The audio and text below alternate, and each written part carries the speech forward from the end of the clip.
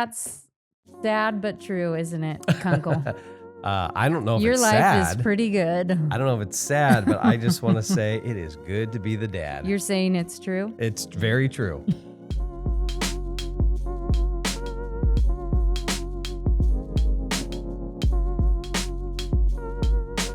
So this video might trigger me.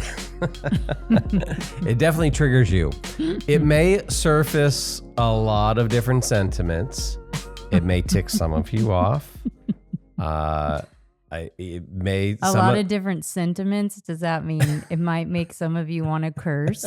It could create division between men and women right now, as you know, possibly. I mean, some of you ladies throwing it out there. Some of you ladies may be ticked off at my intro. So here's what we want to do. We want to take this issue of mom guilt, which is almost felt universally by moms, and I think we have good reason. Don't look at me like that, because I feel like I'm about to say something that I'm going to get, slapped for. I was just waiting for it to come. Oh man. Okay. It's like walking on eggshells here. No. Okay. It is, we've talked to so many moms where this is a reality, mom. And it's a generalization. Are there some moms out there who don't experience much or any mom guilt? Sure. But the vast majority will say, yeah, no, they experience that. So what we want to do is we want to talk about it, think about where it comes from, why maybe moms struggle with guilt, particularly when it comes to family and children more than dads. But then how do we make this something where moms and dads partner together in this, where it's not just, hey, if a dad who's listening right now, you're looking for us to simply validate your frustrations, maybe with your wife and some of her struggles with guilt. That's not at all what we want to do either. So we're going to go through a series of questions that we think will help move us in the right direction to dealing with the universal problem of mom guilt. Okay, well, Kunkel, why don't we start with having you define, what do you mean by mom guilt? It is the seemingly additional amounts of guilt that moms seem to feel in relation to their kids and family, that many dads don't experience. And why does this injustice occur? That's a question for God. If you are loving and just, then why have you permitted mom guilt? Okay, first question here to think through is, what kinds of things cause the most mom guilt? And I'm going to throw that question over to you, because you're the mom, and so you are the expert on moms. Erin, for you, and probably you would, I'll just admit publicly, probably an expert on guilt. Thank you for admitting that publicly. I knew you were Micah, just can waiting we for clip me to that? Can you give me a clip of that I can keep on my phone, that every time I'll text it to mom? No. Okay, think about the things, the specific activities, before we get into why. What are the things that cause you to experience any guilt as a mom when it comes to your kids? Any guilt? Well, whatever, the momish guilt. Yeah, I think. Obviously, if you forgot to feed your kid for a whole day, that would be appropriate guilt. That's not mom guilt. Okay. But which I feel like even with that, a dad would be like, "Oh, you didn't eat? Well, don't you know where the kitchen is?" And even that, can't you use your mouth and say, "Hey, I'm hungry"? Or the dad would just be like, "Oh, we'll order double and you'll catch up." I just think dads would not internalize that the same way a mom would in general. Now, again, we're going to talk about things in generalities, not totalities. So if you're relationship with your spouse is different, and then that's totally fine. There's nothing wrong with you. It's just in general, these things are true. And I think we can speak in generalities because I think this speaks to the different relationship that moms and dads have with their kids. Yeah. And actually, I think thinking about it this way is actually the best place to start, because then we start with in a good place of design and goodness. Yeah. And then we can talk about how this will go off the rails. And I will be the first to say I can go off the rails in feeling guilty about. I want to support you in that claim. I want to support you in that claim, Erin. I will back that up. I don't need support in that. So you can keep your support to yourself. But so I think, so we define kind of mom guilt. Like, what are some things that you can think of that, oh gosh, trigger that mom guilt for you? Oh, well, I think in general, anytime our kids start to struggle, then I think mom guilt is internalizing the struggles of our children and thinking that they are a reflection of what kind of mother we are. Mm-hmm. And so it can be any kind of struggle. When our kid is having a hard time learning how to potty train, moms will internalize that and think, well, I started them too early. I started them too late. I didn't do this. I didn't do that. Fill in the blank.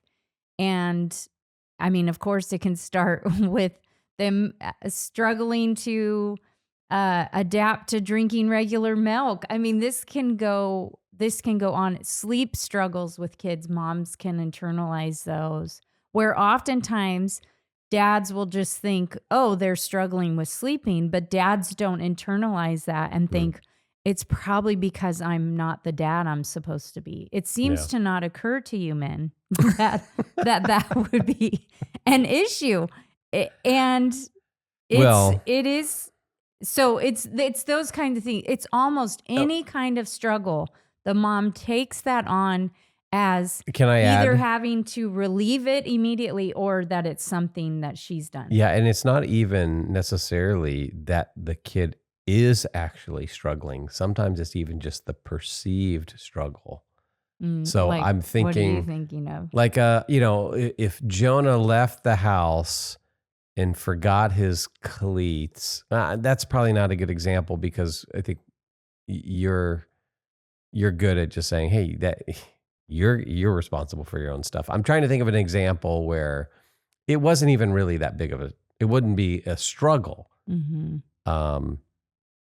But if there's a perceived, I can't think of an example off the top of my head. Even if the kids don't complain about the thing, I would still feel guilty about it if it's like, oh no, they forgot to pack a snack. And you would say, well, are they hungry? Like, did they even notice? And well, I don't know, but if they do get hungry, then they're not going to have anything or something they need. Or that's an example. Or sometimes it's like a bunch of the moms are helping with something, and this is what I'll say to myself: I'm the lame mom who's not helping with whatever it is, the school play, the field trip, whatever it is. I'm the lame mom, and you will say, well, did our kids even say, oh, Mom, I really wish you would have been one? And inevitably, it's like, well, no, they were fine with other moms helping. So then you would say, well, why are you feeling bad about something that the kids weren't even upset about? Mm-hmm.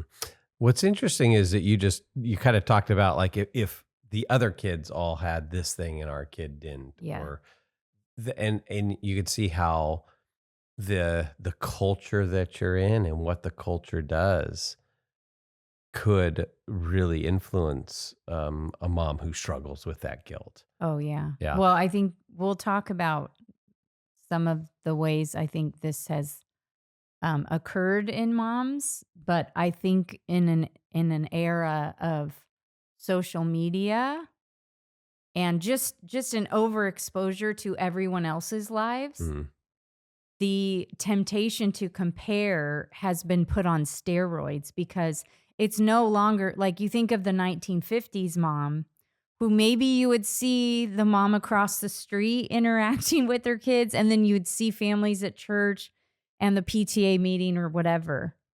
But you weren't having, in general, like a daily barrage of this is the kind of mom you're supposed to be.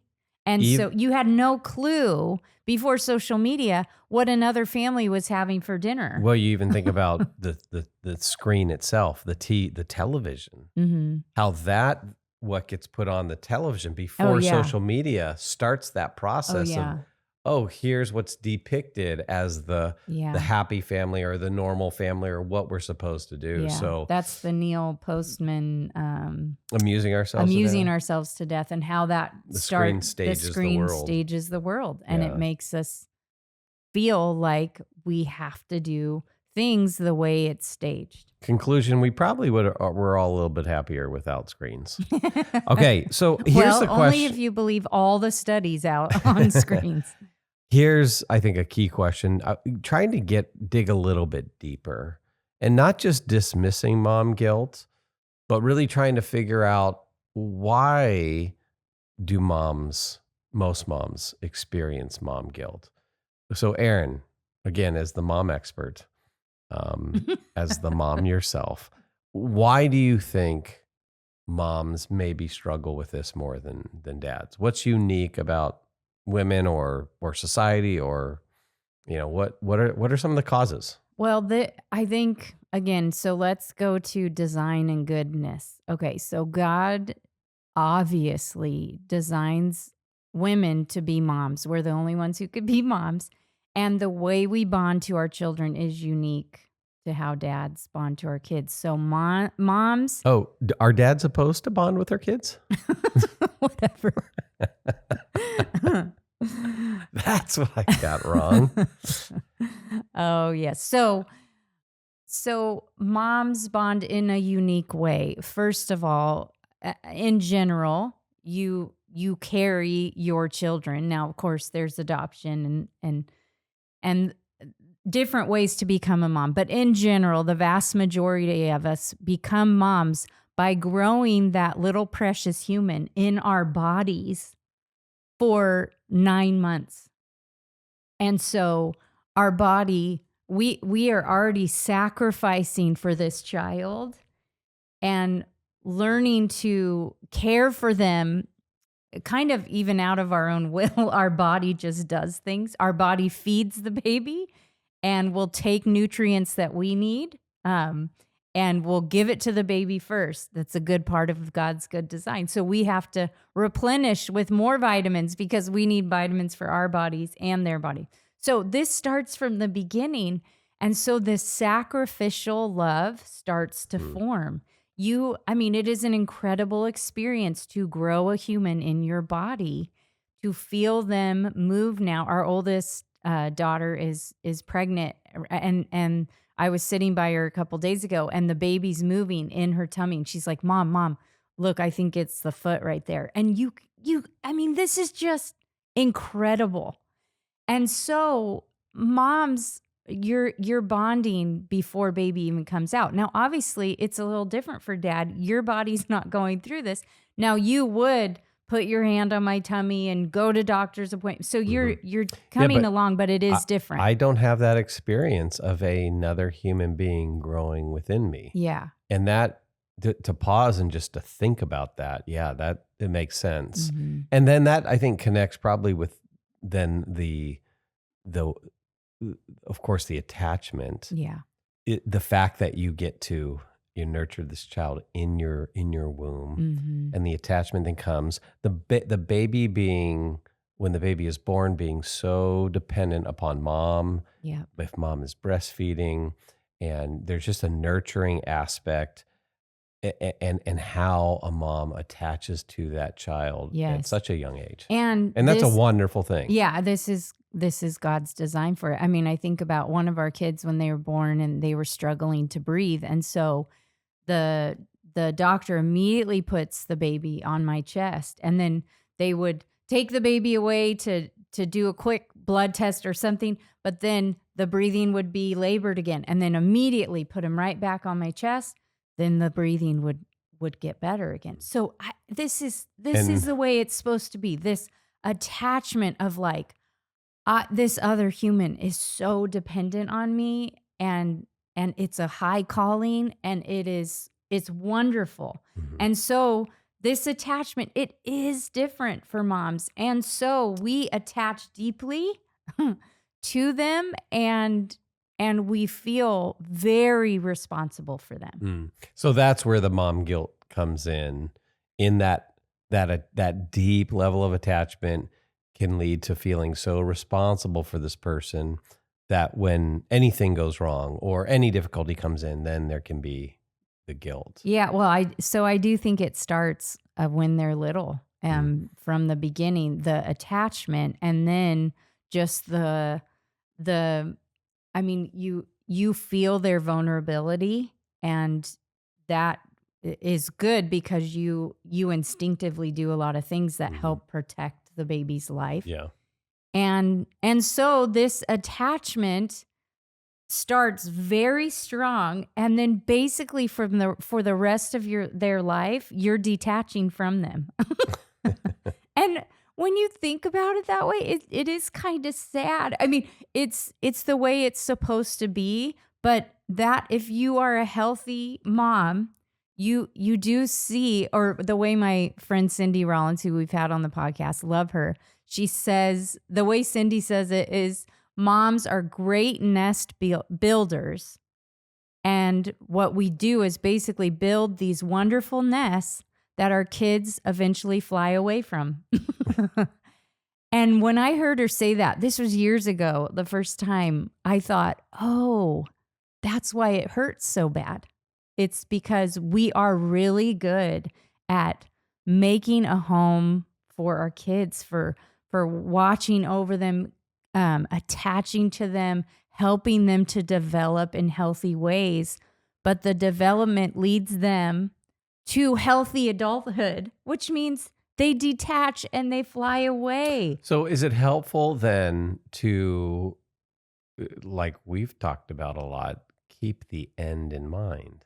Yeah. So that there is a sense that in the long term, I'm going to detach. Yeah. Does that help with the mom guilt at all, or no? I mean, I do think so. I think keeping the end in mind. It's funny because when your kids are little, it seems that there is no end to those days. Like when you are waking up every 2 to 3 hours to nurse a newborn, you think, I will never sleep well again in my whole life. So the day, they say the days are long and the years are short, but so the days will feel long. But I do think this is why it's good. Like when they're 2 or 3 and daddy says, why don't you let me put them to bed?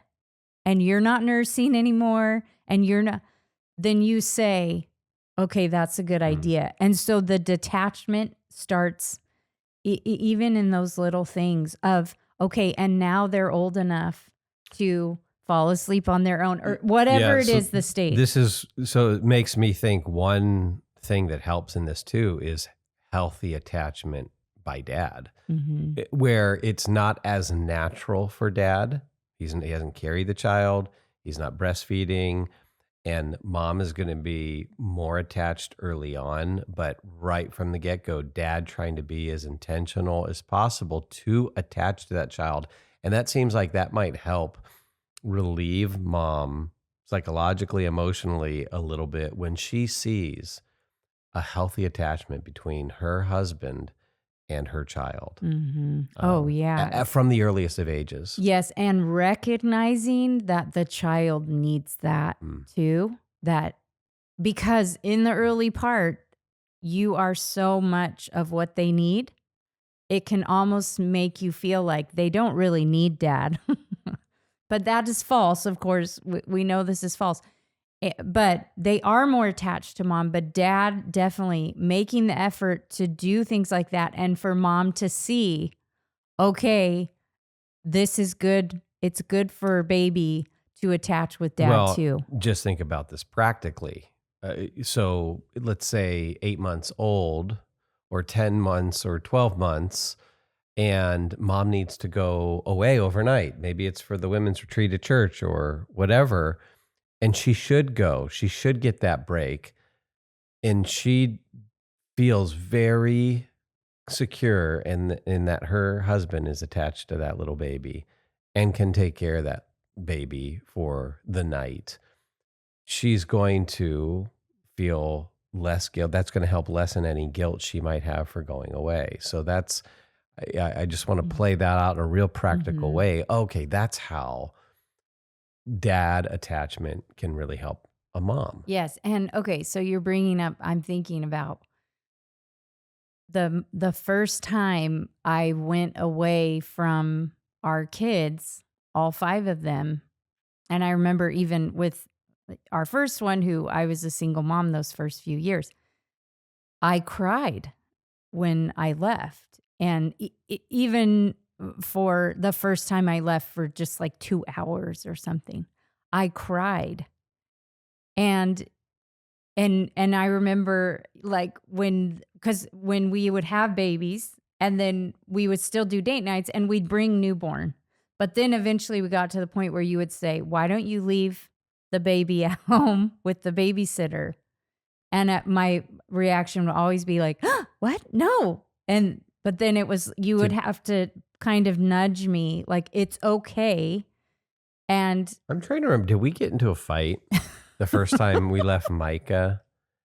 When he was a baby, I think he went out on a date. I think I had to really push, and I think it ended up leading into a fight. Yeah, because I think you got your. I mean, I'm not saying this to be silly. I think your feelings kind of got hurt with. Don't you want to spend time with me? And you felt kind of rejected by me, which I understand that now in hindsight. In the moment, I'm thinking, I'm not rejecting you. I just need this baby next to me. Yeah. And that, so all that to say, my crying though, even though it felt like this isn't what I'm supposed to do. And I'm talking about a healthy thing, not like leaving a 3-month-old for a weekend. I think that's way too early, but at a normal growth, stage, that it's okay for mom to do it, but she will cry. And that's because of that deep attachment. And now it's starting. This is what I mean. It starts almost from the beginning where the attachment is strong and then the detachment starts. Yeah. Well, and this is where looking at the goodness of this is where when a dad sees the way that a mom attaches to the child, it should spur on the dad to want to attach as deeply as mom does. And to be close and and I always wanted to hold the babies as much as you were holding the babies, knowing that wasn't always going to be the case. But I wanted to, I wanted them to want dad as much when they were crying as they wanted mom. And so it spurred me on. The goodness of mothers spurred me on to want to be a more attached dad. Okay. Now let me ask you this question. How does identity play into this topic, and how might the topic of identity help cause or exacerbate mom guilt? Yeah, this is where I think thinking about the good part and then thinking about how sin messes us up. So seeing how you can make another human feel better is pretty amazing. And that's what I mean with the newborn. Like, for example, the Jonah, when he was born, having a hard time breathing, and seeing that my body that was Jonah could heal his body. Yeah. Oh, did I? No, I did. You didn't identify who it was. And then I was thinking, remember? Who was that? There we go. We just illustrated differences between moms and dads. I'm like, hey, not only he lived, he's good. You know what? I know you so well. Not only could you not remember which kid that was, you probably were like, that happened? I don't even remember that happening. I will neither confirm nor Yeah, deny. you might as well confirm it. I know the way you think, Kunkel. But anyway, so that you start to see yourself as a mother. You start to actually. So this identity, what do you? Yeah, this like, what do you identity mean? of mother, like this, how your identity expands. Uh-huh. And actually, I remember thinking as when I was a teen mom, and part of the reason I wasn't pulled to get an abortion because I wasn't a Christian at that time. If you don't know my story, but one of the reasons I wasn't really ever pulled, even though I knew the teacher that took the girls and I had friends that had had abortions, I was never pulled towards that because I had this sense that I was already a mother and that this human inside of me, who at that point I couldn't even feel, although I had heard the heartbeat, was dependent on me, and I was already a mother. So I was already starting to see my identity change. And so that is I would argue that is a very good thing, because I think modern feminism wants women to not see the identity of mother as a good thing. And they want us to detach that. Oh, you see that in the language that's used in the abortion debate. Oh, yeah. I was just looking at some comments on our son Micah. He had some clips on the YouTube channel Jubilee, and he's going back and forth with the guy on the issue of abortion. And to see people's comments, the way that they position the relationship between a mom and her unborn child is that the child, they don't even call it a child. It's this third party. Some of the people in the comments were talking about, you can't force an individual to, you can't force them to consent to a parasite. You can't force them to consent to this third party who needs resources from them.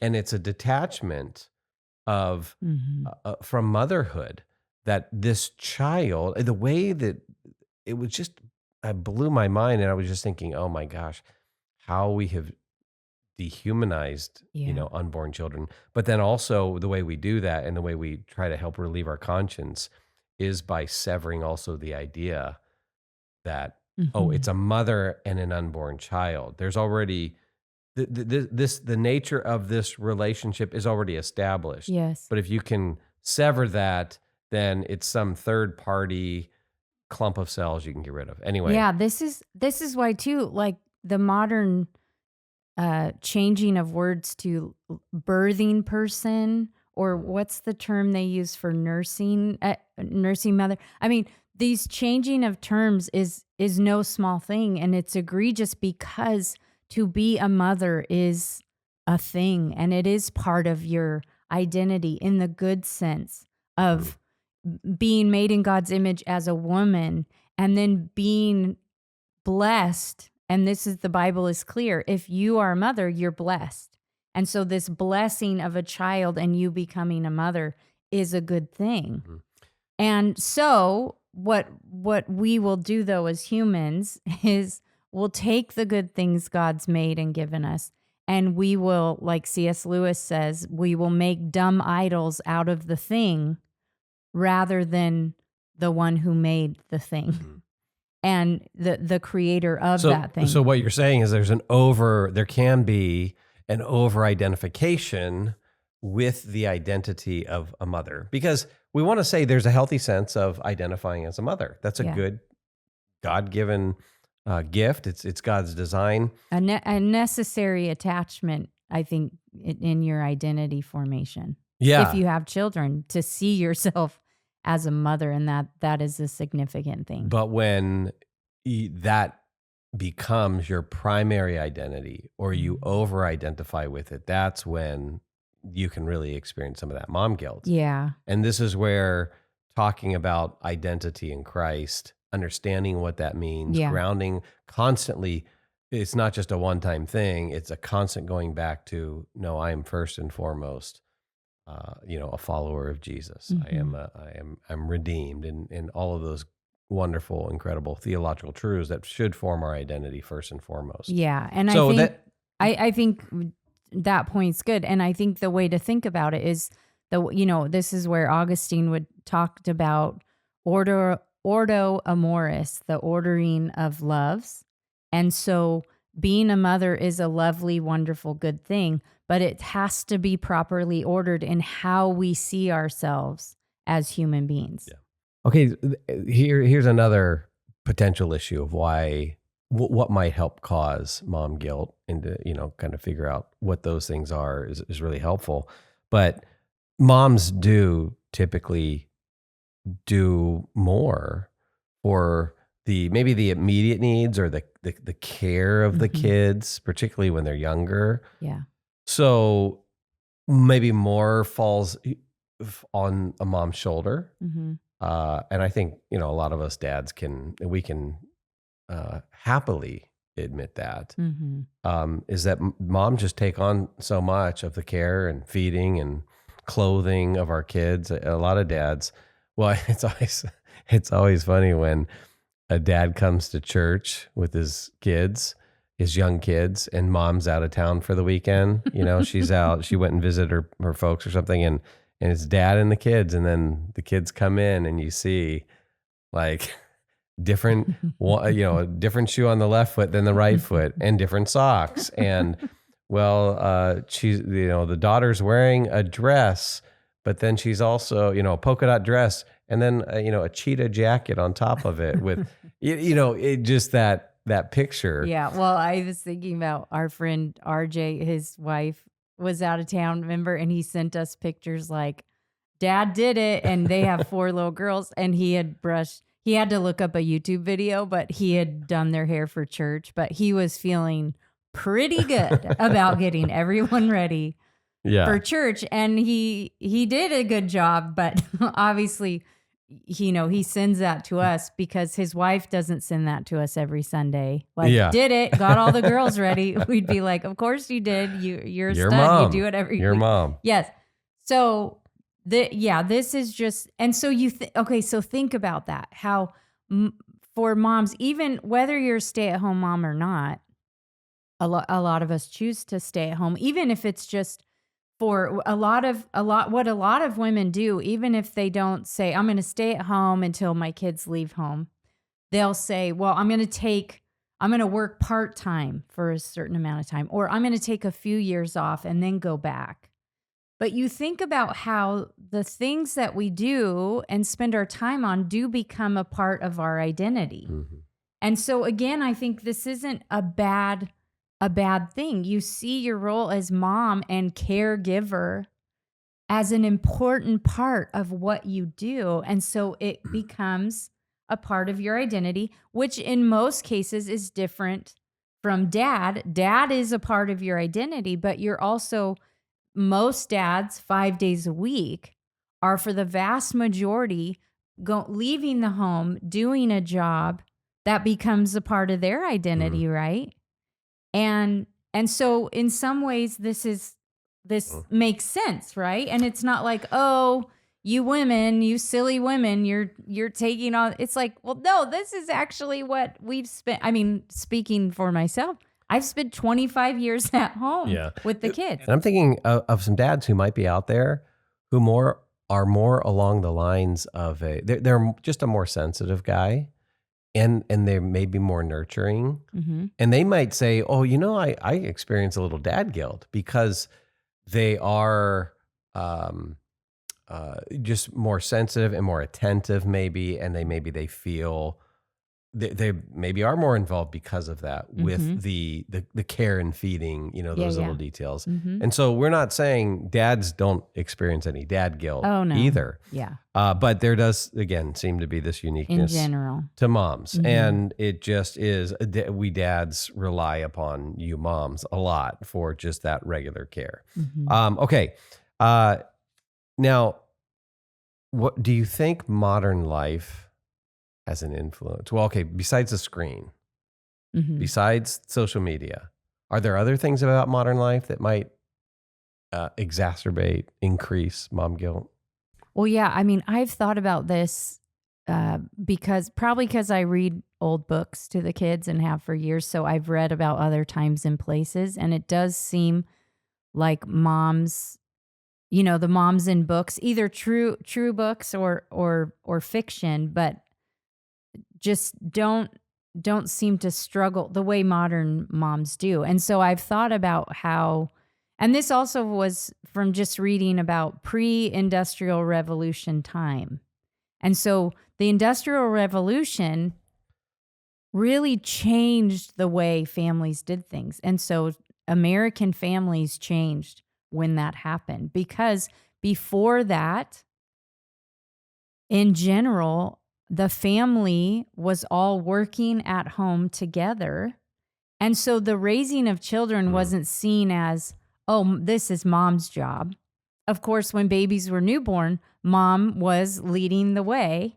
But then once the kids are walking and old enough to contribute, dad was equally involved in the nurturing and guiding and teaching of the children. And so this is really more of a post-industrial revolution problem, because then what happened is dads leave the home during the day. And so now society shifts, and most of the responsibility of kids is put on mom's shoulders. And so now, and I would argue this is not the way it's supposed to be, and that weight is too heavy for a mom to carry. And so when problems did happen with the kids, it was like mom's the one who's going to the school, meeting with the principal because her kid's having issues because dad's at work. And so in that way, like just real practically, mom's the one who's doing the things. So she's going to be the one looked at with like, hey, what's going on? And I think that is a big reason why this weight of raising the children put more on moms is contributing to this weight of feeling like this is all on me. Yeah, just it's very practical playing out of removing dad from the home. And now there are those who have the benefit of working from home. And there is a downside to that where there is more distraction, but to think in terms of the trade-off, and the trade-off is well worth it, because I have worked at home for most of our marriage, and it has been a challenge, and yet I would not trade any of it. I've been, in some ways, I might say I've been less productive on certain things. However, I think being so attached to my family probably has also helped me to be even more productive, because a married man with children is the most productive man in a culture. So I can't even necessarily do that, that math in my head. And that may be part of the deception or falsehood that you could believe, like, oh, I'm not as productive, when actually the fact that home life is going better, and I'm attached to my kids, and I love my wife and kids, that actually fuels more production. Yeah, I think that is really true, honey. And I think men can the struggle for fathers, at least what it seems like from our own experience, and then from what I've read too, is that they're taken from the home, and now you have to compete out there. And so the pressure to succeed, quote unquote, succeed out there is a heavy weight for dads to bear. So mom has this new weight on her shoulder. Well, dad has his own weights. And we are in a culture that's not going to say to a dad, oh, hey, you didn't get the promotion. Well, it was better that you were home with your family. No, our culture is not going to affirm that. Oh, good for you. You didn't make as much money as you could have, dad. But you, instead of sacrificing, that way you sacrificed making more money and was home more. Our culture is just not going to affirm that. I think if anyone who, maybe you're like, I've never heard this stuff before, or you're like, I want to learn more about this. I think the best resource on the best book, one of the best books, is The Toxic War on Masculinity by Nancy Pearcey. And she spends a good amount of time in the book talking about what the Industrial Revolution did to the family. And first she looks at what it did to men, but you can't talk about men and not talk about women because we complement each other so much. So that is a great resource to just look even deeper at this issue. Yeah. And as you think through that, then it also can help you take action. Because part of it is, this is some of the cultural reality we live. In this period in human civilization, most men maybe are going to be out of the home. And if you don't do that, you may not be able to work and support the family. So it's a reality. So then how do we adjust to that new reality? Okay, take us out of the home more. I've got to work overtime to not work overtime at my work. I got to work overtime. I got to double my intentionality, redouble my efforts to spend more time at home with my kids. And that might be getting off of work early. It might be, for someone like me who's traveling a lot, it may be saying no to speaking events because I'm not going to miss the entire season of my kids' sports, or something like that. I want to be at the games. And so it's things like that. We have to redouble our efforts. Okay. All of that conversation that we just had was looking at the causes of why maybe moms experience more guilt. And I think it's so helpful to just pull that up, and try to make it explicit and put it on the table, because then it can help us see what things cause it, exacerbate it, make it worse. And that is often the first step in trying to help alleviate it. We want to talk to you more. And that is why we have added 2 MAVEN live streams every month.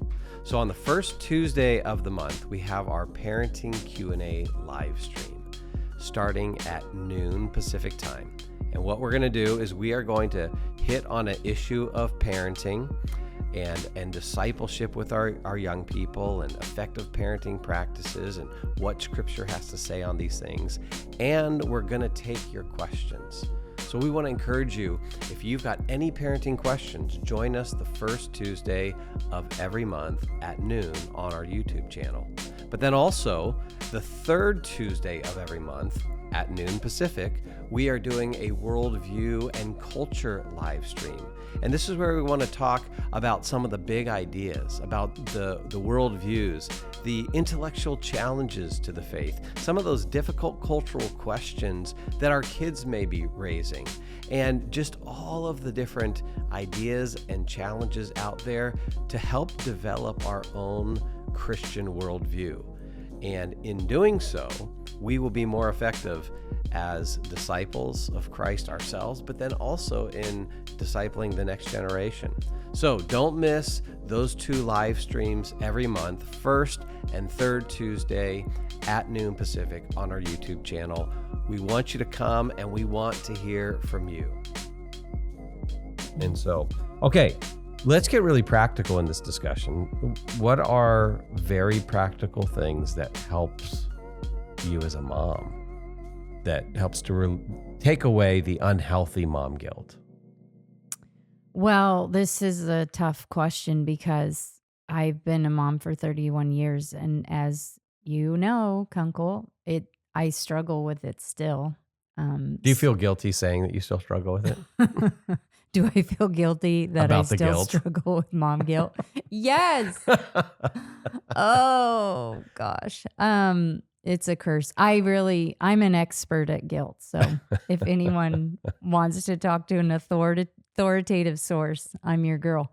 I think the only thing that helps me is to renew my mind on truth. That the only thing that helps you.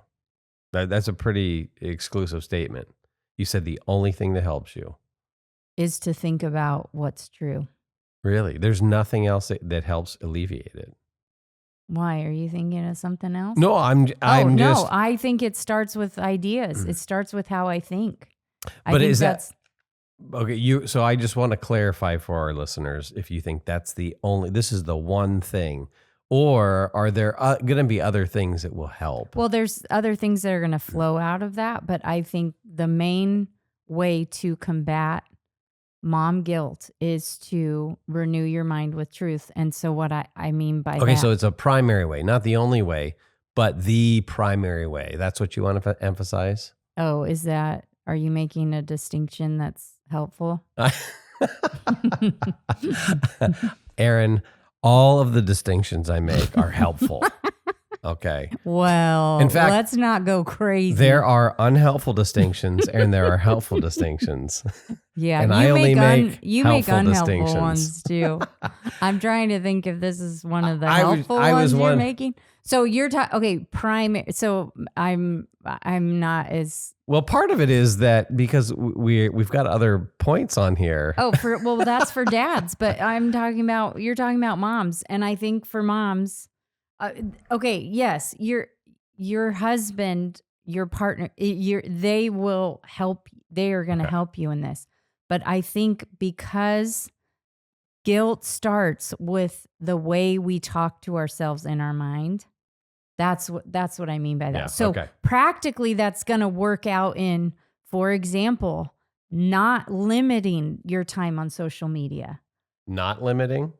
What did I say? You said not limiting your time on. You're basically me. Get on social media as much as possible, and your mom guilt will go away. No, and if you are on social media, that you are careful at who you follow and who you're letting you think the things that are true are true. Okay. So I think it starts with renewing the mind. Okay, so renewing the mind. And what I mean by that is that I never realized the importance of renewing my mind on truth, I think, until I became a mom and really did struggle with this. And as our kids got older and struggled in different ways, and realizing that I was feeling like I was drowning. And so that's when, reading God's word on an almost daily basis became really, really important, because my own thoughts of what I was supposed to do and how everyone depended on me for everything and all of these things, I would tell myself things that weren't true. And so I had to read truth. I had to sing truth. I had to meditate and memorize truth to help change the way I think. And also for me, help put, like I talked about earlier, ordering first. What does God think about what I'm doing? Mm-hmm. What does God think about? Does God think that I'm responsible for my kids in every way? Or does Scripture talk about parents' obligation to be faithful to teach your kids diligently the truth, but then that each person decides on their own? And so things like that, that's what I'm talking about. And thinking about not only what does God think about what you do, but what he thinks about who you are, right? And identity. And this is where I think, maybe meditating on passages about salvation, reminding us of our great salvation. That, I think about Romans chapter 8, verse 1. There is therefore now no condemnation for those who are in Christ Jesus. And guilt can be this condemning thing, and we can tie it into our acceptance before God, and just to remind ourselves of our salvation, our redemption, his forgiveness, our reconciliation. All of those great theological truths about salvation can be washing over the mind with truth. Yeah. Then I think, passages like Philippians chapter 4 can be a very central passage, right? Do not be anxious about anything, but in everything, including mom duties and mom guilt, right? Bring your request to God. With thanksgiving, bring your request to God. And so taking that instruction from Philippians and praying. And then in verse 8, right, thinking about whatever is true, whatever is noble, whatever is right, whatever is pure. directing your mind to good things, Yeah. which might be not just, look at all the weaknesses of my child, or look at the failings, or look at the struggles, but looking at, the good things. What's true about this kid, and the wonderful things. And, so Philippians can be a great passage of truth that will also give you very specific things that you can do in struggling with some of that. Well, think about how important it is to read scriptures that tell us the truth about things, and comparing that to what we were talking about, culture, and how culture tries to demean the role of mother. And certainly culture, like I said, culture's not going to pat a dad on the back for not getting a raise because he's spending more time at home. Culture's not going to affirm a mom who values time with her kids more than working overtime, and this. And so culture is not communicating to us that the time you spend as a mother is valuable.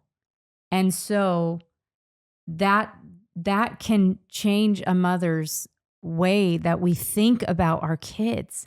So we can start to think about our kids as burdens and as pains and as getting in the way of our successes in life. And those are really, the word toxic is overused, but that is true toxic thoughts to have. And your mind will ruminate on that stuff if that is what you hear and see, and you're comparing yourself to.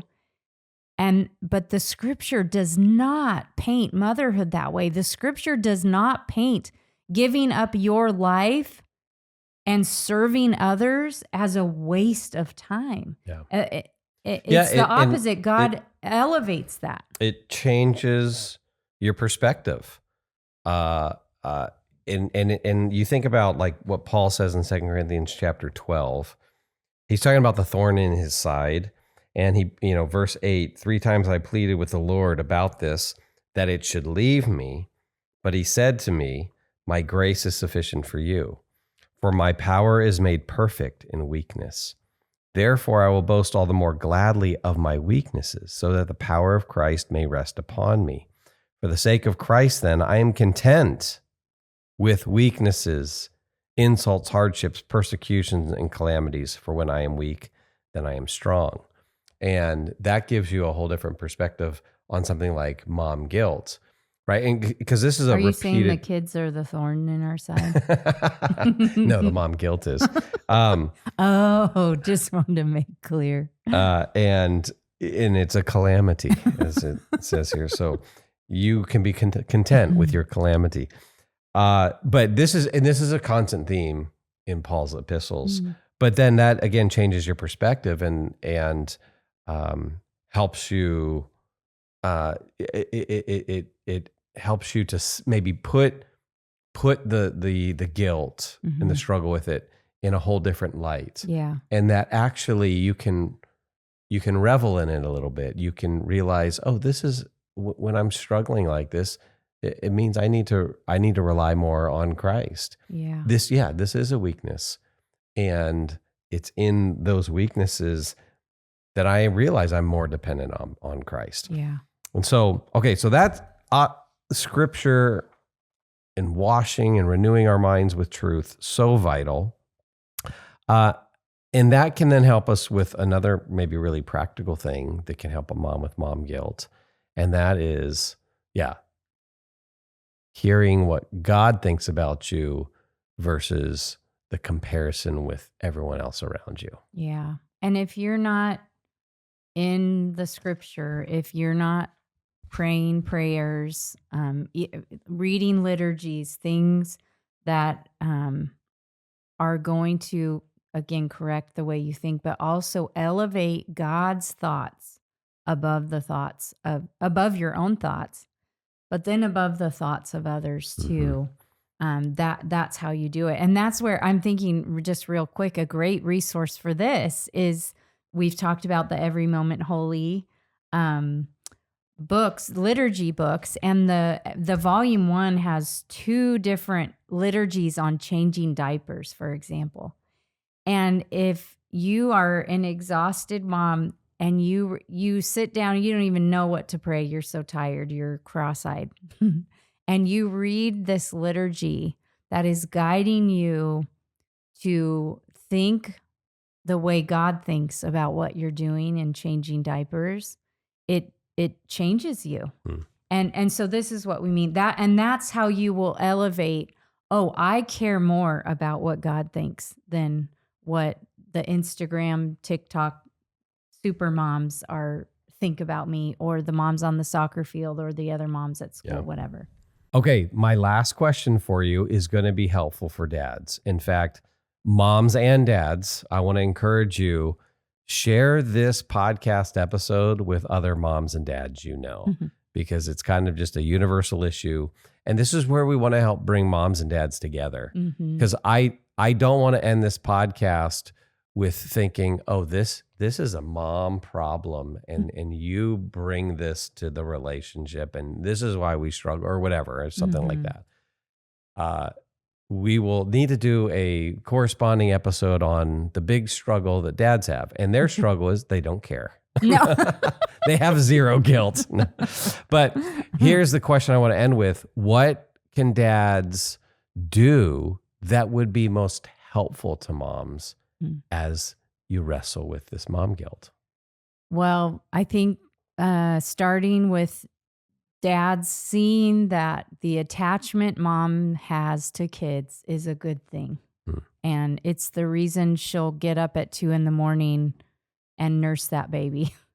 This is what motivates mom, and there's a lot of good to it. And so dads just even knowing it and recognizing and then affirming it in your wife. So when you do leave on the first date night and leave the baby and she's crying, just say, I know it's hard because you're so attached, but don't dismiss it.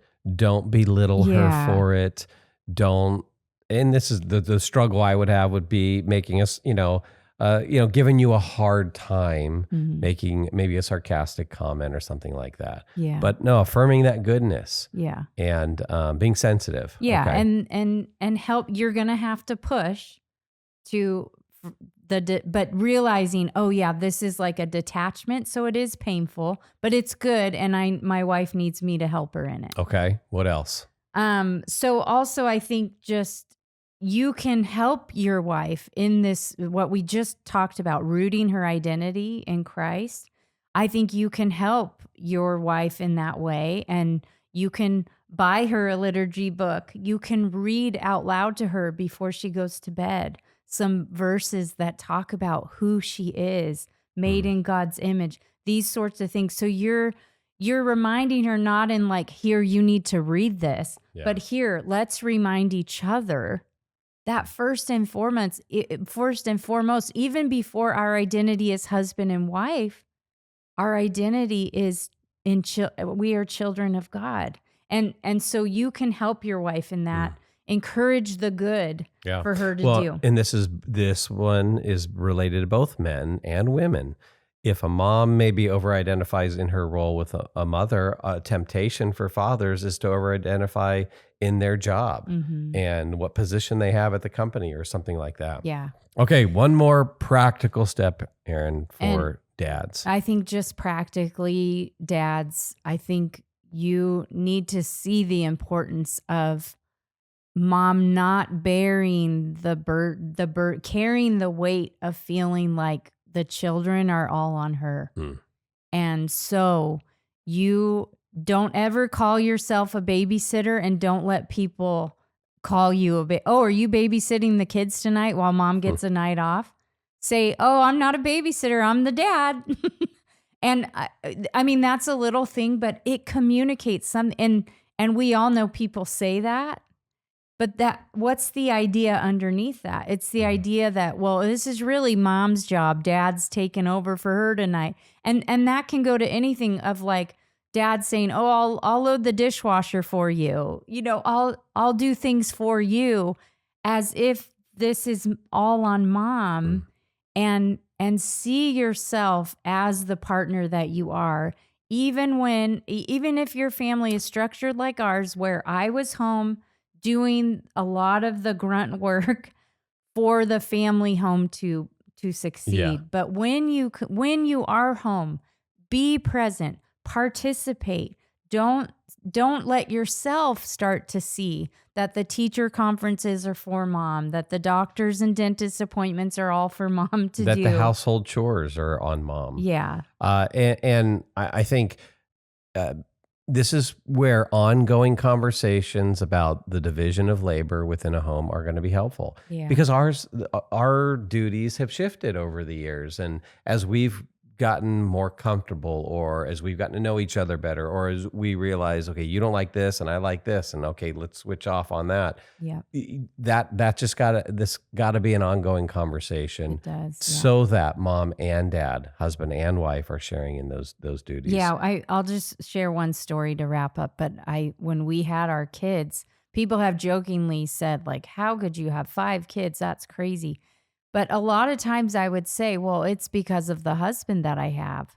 And you would be intentional, even in the newborn. We talked a lot about the newborn stage and the bonding, but when we brought a newborn baby home from the hospital, even though you were working during the day, you would wake up.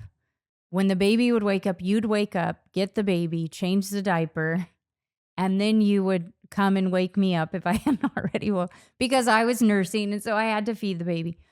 But you would participate with me in that stuff. And that spoke volumes to me as far as, oh, you didn't see even this stage where it was like 90% on me. You didn't see it that way. And you were trying to help and participate as much as you could. And help shoulder the burden. Yeah. Because I knew you, it just, I don't know, it was just really, I don't know, obvious to me, I guess, that you were going to have to stay up with the baby for half an hour, nursing. And so why am I going to just let you bear that entire burden? Mm-hmm. And so even though my part wasn't as maybe lengthy or as difficult as yours, I could relieve a little bit by, I get to go get the baby and I get to change him, Mm-hmm. and I get to, then bring him to you. Yeah. That was a small way to just try to help shoulder some of that burden. Just like doing the dishes might be doing that. Yeah, or packing the vacuuming. kids' lunches. I mean, this can look all different in all the different stages of life. But dad taking initiative and communicating that, hey, this isn't all on you, is very helpful with not feeling like this is all on me. But it helps us to feel like, hey, we are in this together, actually, the way God intended it to be. MAVEN exists to help the next generation know truth, pursue goodness, and create beauty for the cause of Christ. Through your generous financial partnership with MAVEN, you are having an impact on the lives of students and families across the country. To become a monthly partner, visit maventruth.com and click on the donate button.